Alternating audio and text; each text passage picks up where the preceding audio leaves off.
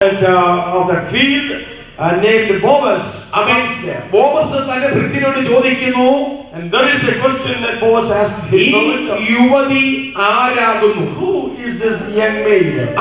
രണ്ടാം അധ്യായത്തിൽ number 2 7 8 വാക്യത്തിൽ നമ്മൾ അതിനെക്കുറിച്ച് വായിക്കുന്നു. 7 and 8. ഏഴാം വാക്യത്തിൽ വായിക്കുന്നത്, in verse number 7, ഏഴാം വാക്യത്തിൽ വായിച്ച്,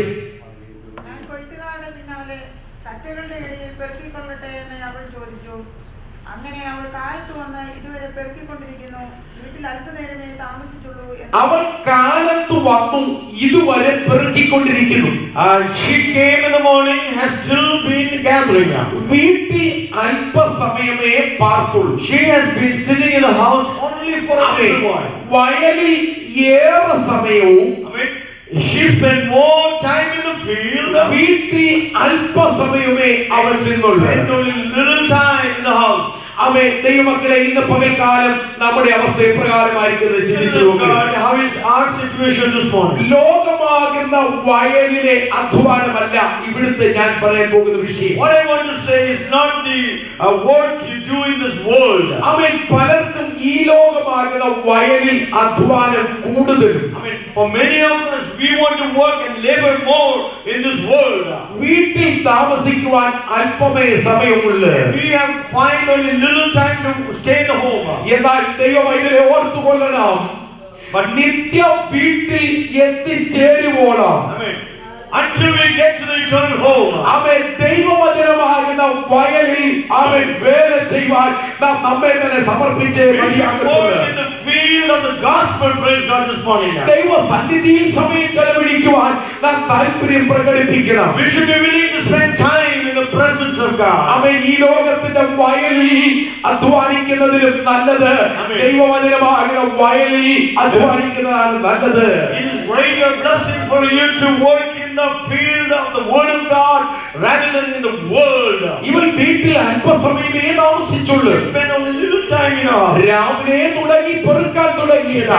Gathering early in the morning. അവൻ പെറുക്കുവാനാണ് ഇപ്പോൾ രൂത്ത് ഇവിടെ വന്നത്. Now Ruth is there to glean or to gather. എന്നാൽ മൂന്നാം അധ്യായത്തിൽ വരുമ്പോൾ, but in chapter number 3, അവൾ കറ്റക്കൂട്ടങ്ങളുടെ ഉടമസ്ഥയായി മാറ്റപ്പെടുവാനിടയായിത്തീർന്നു. she becomes the owner of the sheep in that house. പെറുക്കുവാൻ വന്നവൾ വയലിന്റെ ഉടമസ്ഥയായി മാറിയതുപോലെ came to gather, became the master of the house. പ്രാർത്ഥിക്കുന്ന ദൈവത്തിന്റെ പൈതലെ ചില കതിർമണികൾ മാത്രമേ നിന്റെ കൈകളിൽ വന്നിട്ടുള്ളൂ.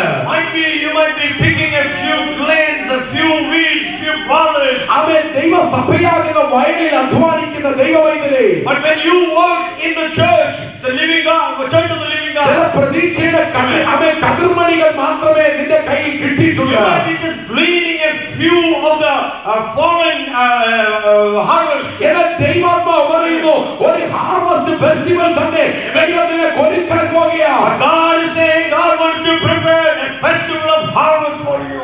ആമേൻ. വയലിൽ തണൽ ഇല്ല. In the field there is no shade. വീട്ടിൽ തണലുണ്ട്. In the home there is shade. Amen. Ruth തണൽ നോക്കി നിന്നവളല്ല. She did not look for a shade. എസ്തേറിന്റെയും രൂത്തിന്റെയും വിഷയം മനസ്സിലാക്കുമ്പോൾ, when you study about Esther as well as രണ്ട് കാര്യത്തിൽ അവർ പ്രശംസിക്കപ്പെടുന്നവരാണ്. two things we can boast about them. എസ്തേറിന്റെ സൗന്ദര്യം പ്രശംസനീയമാണ്. Her beauty was adorable.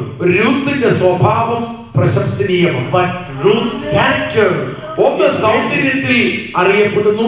one lady was known by her beauty, മറ്റൊന്ന് സ്വഭാവ മഹിമയിൽ അറിയപ്പെടുന്നു. the other one was known by the character. അവനെ അടുത്ത കാലത്ത് ഞാൻ മറ്റൊരു രാജ്യത്ത് വെച്ച ഒരാളോട് ഒരു ചോദ്യം സഹോദരിമാരോട് ഞാൻ ചോദിച്ചു. In another country I asked a question to the ladies. ദൈവം നിങ്ങൾക്ക് ഒരു അവസരം തരികയാണെങ്കിൽ, if the Lord gives you an opportunity, എസ്തേറിന്റെ സൗന്ദര്യം തിരഞ്ഞെടുക്കുമോ രൂത്തിന്റെ സ്വഭാവ മഹിമ തിരഞ്ഞെടുക്കുമോ എന്ന് ചോദിച്ചു. would you choose the beauty of Esther അവിടെ or the character of Ruth? അവിടെ അതീവ സമർത്ഥയായ ഒരു സഹോദരി ഉണ്ടായിരുന്നു. There was a very intelligent lady there. ചോദിച്ച ഉടനെ ആ സഹോദരിയുടെ മറുപടി ഇപ്രകാരമായിരുന്നു, and a very quick answer. Pastor, എനിക്ക് അവസരം തരികയാണെങ്കിൽ if I get the chance, ഞാൻ എസ്തേറിന്റെ സൗന്ദര്യവും രൂത്തിന്റെ സ്വഭാവവും ഒരുമിച്ച് ഏറ്റെടുക്കും. I will take the beauty of Esther and the character of Ruth at the same time. ആമേൻ. സൗന്ദര്യം എന്ന് പറയുന്നത് എന്താണ്?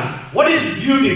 ആമേൻ. ചില ആളുകളെ കണ്ടാൽ ആമേൻ മുഖത്ത് നോക്കിയാൽ അറിയാം ഒരു ദൈവവൈതലാണ്. I mean, you look at some people, you can say they are child of God. എന്താണ് അതിന്റെ കാരണമെന്ന് ചോദിച്ചാൽ, If you ask me what is the reason, ആമേൻ, അവന്റെ ഹൃദയത്തിനകത്ത് ഒരു വെളിച്ചമുണ്ട്. I mean, it's because there is an enlightenment in their heart. അകത്ത് വെളിച്ചമുള്ളവന്റെ മുഖത്ത് ഒരു തേജസ് ഉണ്ടായിരിക്കും. The one who has a light on the inside will have and will shine on the outside. അകത്ത് ഇരുട്ടുള്ളവന്റെ മുഖത്ത് നോക്കിയാൽ ഒരു കരിവാളിപ്പും കാണാം. I mean, if you look at a person who is dark on the inside, will have a gloominess on the outside. ഈ കരിവാളിപ്പുള്ള വ്യക്തി ഏത് beauty പാർലറിൽ പോയാലും തേജസ് കിട്ടത്തില്ല. No matter how much you can go to the beauty parlor to brighten your face, it will not brighten. കൂശിന് തന്നെ തൊക്കും പുള്ളിക്ക് തന്നെ പുള്ളി മാറ്റാൻ കഴിയുമോ? The leopard cannot change their spots, right? Yeah. അവൻ ഒരിക്കലും മാറ്റാൻ കഴിയത്തില്ല. No, it cannot do that. എന്നാൽ അകത്ത ഇരുട്ട് മാറിയവന്റെ മുഖത്ത്, Praise God. But for the one who has light inside of the heart, അവൻ ഒരു തേജസ് വെളിപ്പെടുവാനിടയായിത്തീരും. the glory of God will be revealed on their face. അവൻ അകത്ത ഇരുട്ട് മാറി മുഖത്ത് തേജസ് വരുവാനിടയാകണം. Your inner darkness will be gone and there will be a light on your face.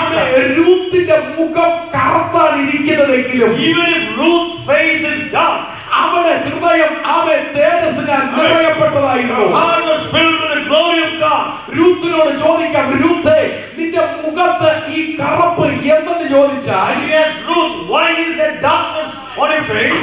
രൂത്തിന്റെ മറുപടി ഇതായിരിക്കാം, Ruth will answer, ഞാൻ മോവാബിൽ നിന്ന് ബേത്ലഹേമിൽ വന്നത് വിശ്രമിക്കാൻ വന്നതല്ല. I did not come from Moab to Bethlehem for a rest. എനിക്കിവിടെ ഒരു ദൗത്യമുണ്ട്. I have a responsibility. എനിക്കായി ഒരുക്കപ്പെട്ട ഒരു വയൽ ഇവിടെ There is a field that has been prepared for me. വയലിൽ തണലായിട്ടൊന്നുമില്ല There is എങ്കിലോ nothing as a shade in a place. എന്നെ ഏൽപ്പിച്ച ഒരു ദൗത്യമുണ്ട്. There is a duty that I have. വയലിൽ ചെന്ന് പെറുക്കുവാനാണ് എന്നെ The വിട്ടിരിക്കുന്നത്. responsibility is to gather in that field. സാഹചര്യങ്ങൾ നോക്കിയല്ല നാം ഇറങ്ങിത്തിരിക്കേണ്ടത്. You do not go by looking at the circumstances. അവൻ ഈ ദേശത്ത് നിങ്ങൾക്കൊരു ജോലിയുണ്ട്.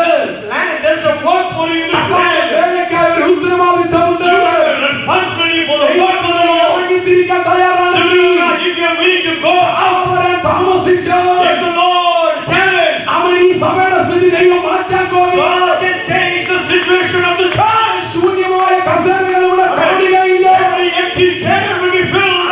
ദൈവത്തിന്റെ ആത്മാവ് കാറ്റടിച്ച് ജനത്തെ കൊണ്ടുവരാനിടയാകും. God is going to bring a wind and people are going to pray. പെറുക്കുവാൻ എത്ര പേർ ഇറങ്ങിത്തിരിക്കുക? How many of you will step out to work in this field? Yes. Thank you, Lord. ദൈവത്തിന് സ്തോത്രം. Thank you, Lord. രൂത്ത് പെറുക്കി ബോവസിനെ കണ്ടെത്തി. Ruth gathered, but Boaz found. ആമേൻ. മടങ്ങി ചെല്ലുമ്പോൾ വെറും കൈയായി പോയവൾ തലച്ചുമടുമായിട്ടാണ് വരുന്നത്. She went empty-handed from the home, but now she's carrying the provision on her head. Amen. Naomi പ്രതീക്ഷിച്ചതിലും അപ്പുറമായി നന്മയുമായി Ruth വരുന്നു. Here, Naomi, more than what she expected, Ruth brings back home. Amen. രൂത്തിനോട് Naomi ചോദിക്കുന്ന ചോദ്യമാണ്, മകളെ, ഇന്ന് നീ എവിടെയായിരുന്നു പെറുക്കിയത്?